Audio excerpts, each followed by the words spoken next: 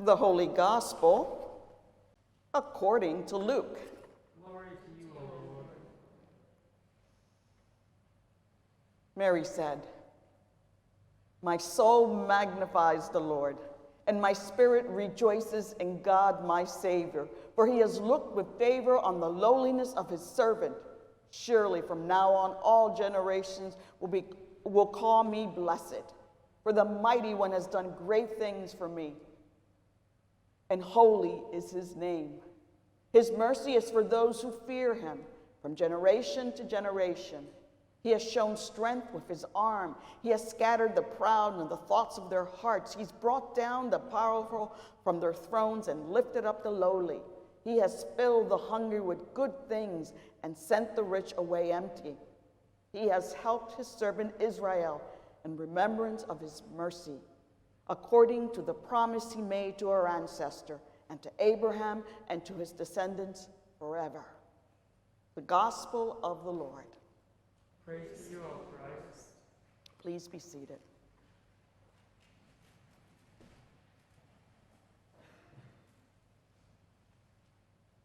If you've known me for the past, how many years now, Pastor Woody? Since 2012 and before? Too many. I love Pastor Woody. Too many years you've known me. I tend to laugh a lot, and especially at myself and some of the things I do. I find it keeps me grounded, and it makes me survive in this crazy, nonsensical world. Did I say that correctly? He's my dictionary, by the way. I check pronunciation with him, and I check idioms also. But I try not to take things too seriously, but yet I do take things seriously. This reading today. Now, I know for a fact, for sure, that Woody and Michael get together on the Sundays that I have to preach, and they connive and say, let's have her do Mary, the mother of Jesus, reading today. Let's see what she comes up with. Isn't that true, Michael? Where is he? No. I don't believe him. Because they want to see, what am I going to do with this? I think Mary's a hoot. She is tickled pink. She is so excited. She is so grateful. She doesn't know how to respond, but she responds with joy, and she praises God for all the wonderful things God has done, and God has done to her. She's looking at herself, who am I to receive such a gift, such good news? She's full of wonder and laughter and joy, and that's how I've read this today. Because I know that joy and laughter and humor is so essential. It's almost like a precursor to faith. On Wednesday, I had my grandchildren, Kylie Ann and almost 2-year-old Braden. Now, I should have known better. I shouldn't have had them over because, number one, Herbert's having surgery at the end of the month, and he cannot get sick. And I didn't know they were sick when I went to pick him up. Number two, he needs peace and quiet, and I need peace and quiet also. And number three, I had a busy schedule. But when I got the call, "You watched him? I have a doctor's appointment." I said, "Sure." And I bring them over, and it was a crazy day. The little ones had green stuff coming out their nose and caked up eyes. And I'm like, I never catch a cold. I'm fine. Nothing ever affects me. I haven't had a cold in years. Not. When they left, I tell you, Friday and Saturday, I spent the whole day in bed, drinking Tylenol every 6 hours because of the pain and the congestion and all that. I'm feeling better today. I will wear my mask. Don't worry. No hugging, no kissing, Shelley. So, but it's hysterical. And I have to take this lightly. Now my husband won't come near me. He won't even look at me because he's afraid he'll catch whatever I have, which isn't such a bad thing. and he'll probably hear this sermon because he's been listening to me lately. Humor, it's something that helps us. Humor is very connected to humility. Now, as a Latina woman, Puerto Riqueña, when I was growing up in my household, in my community, girls were to not, not to be seen but not to be heard. I think I said that correctly. You had to wear pretty clothes. You must be kept clean. You don't interrupt people. You're kind. You do all those perfect things. I'm sure many of you experienced this growing up. Women, I'm speaking about. The boys could run amok. The girls had to be humble and quiet. And that showing, almost like a show, that was seen as a very humble and respectful and good child. So I grew up that way. And even as an adult, when people would compliment me, I would kind of, it is by the glory of God, which is true, that I could do this. But I've learned over the years that humility is not about coming down on yourself, about not accepting and loving who you are and the things and the gifts and the skills that you have. Humility is about knowing that, accepting them, saying thank you for that, and then learning that when you make a mistake, you see the mistake and you move forward. So humility is so important, and Mary is like one of the best shining examples of what it means to be humble. She's a woman. She had no reason to receive the gift she did, and yet God, in his mercy and in his grace, blessed her with the child of Jesus. Reinhold Niebuhr, did I say that correctly? Almost? Oh boy, I really messed that one up. Humor is, in fact, a prelude to faith, and laughter is the beginning of prayer. Do you know that human beings, humus, H-U-M-U-S, the base of that word comes from the ground and the earth. So to be human means you come from the dirt. You come from soil. You come from dust. And guess what? I feel like I'm back in Lent. To dust you shall return, if not for the grace and mercy and love of God who breathes in life in you. And I need to stay on this black spot. You would not be here. But to understand, to be grounded in faith, to be grounded in God, you need to remember that you are human, that you're dust, that you're dirt, and that when you die, you're going right back there. But it is through God's grace and through God's mercy and God's laughter that you are who you are. Look at zebras and giraffes and these crazy birds and fish. God has created the most humorous, really weird things in all creation. And you're one of them too. So to be humble, to be like Mary, is to know who you are. I'm dust, I'm dirt, I'm nothing without God. Remember that. Accept all the wow, you're wonderful, thank you, I appreciate that. But focus on serving and loving each other. Humility is not a big thing here on earth, is it?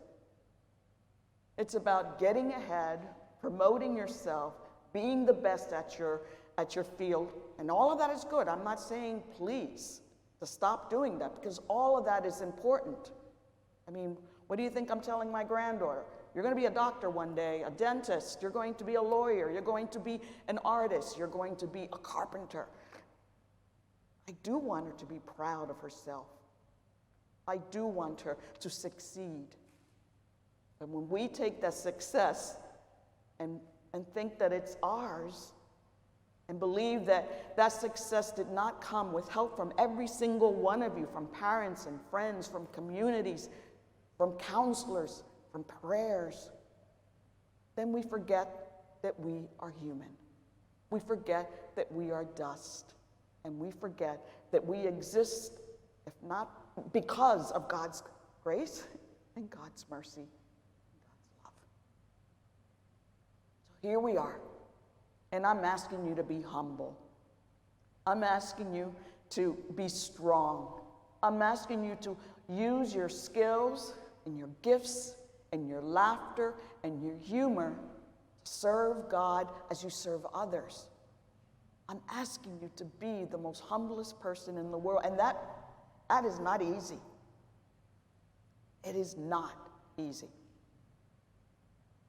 I was at a reconciliation seminar on Monday, and we did a circle where a group of adults, some younger, some older than me, we shared how we can listen to each other, even though we don't agree. Oh, Pastor Maritza, we've heard about all of that. What are you talking about? You're just sharing the same thing I've heard about. But it was humbling to sit in that circle and listen to people I did not agree with, and yet be able to be present to where they were coming from and how passionate they were about whatever they believed. And then they listened to me. And it was humbling. And the only way you can do that is by remembering who you are in God. Being humorous, laughing at yourself, not taking yourself too seriously, but still not coming down on yourself and thinking you're not worthy and thinking you're not who you are. Mary is really important in my life. I grew up as a Roman Catholic as a child. And I remember doing the rosary with my Aunt Lucy. I remember the statue of Mary in the Catholic Church, St. Peter's up in Philadelphia. I remember all the stories about Mary. Now I know us Protestants, us Lutheran, we see her as a saint. We see her as someone really important. We don't pray to Mary, we pray to God. And yet she was such an example of humility and love and laughter and joy as I grew up. So I still think of her. How can we, you and me, work in our community, work with people who don't agree with us? Mask on, no mask. That's a big one, isn't it? What do we do with that? We humble ourselves, put our place in the other person's shoes, and try to work through it. Because we are a church, and we are a community, and we belong together. We got to stay safe. The point is, God still is present in us. So I've got a couple of things here. You've already heard them already, but I'm going to repeat again because repeating is good. How do we work on being humble? Have an attitude of gratitude. Being grateful always reminds me how fortunate I am in the scheme of life. Being grateful helps me to be thankful for all the people who were in my life, pushing me on, disciplining me, telling me that I was a smart kid even though I couldn't read when I was in 5th grade. Being grateful for people in my life and in my community. And I know you're grateful for many things as well. Hold power and position lightly. Yeah, you may be a genius. You may be the senator. You may be the mayor. You may run that office. But remember that it's all fleeting. And what's important is the relationship you have with the other. Accept praise graciously and authentically. And I'm talking to you, women. I'm talking to you, grandmothers and aunts and aunties. I'm talking to women who have always been told, keep it down, be quiet. Oh, you're acting so silly. You're going to have Maritza for the rest of your life. She's just who she is. And sometimes she sticks her foot in her mouth, and Woody still loves me. And Michael, he just puts up with me, right? Accept praise. Say thank you. And move on. It's wonderful. Focus on serving others. When you're too busy focusing and helping others, you don't think about yourself.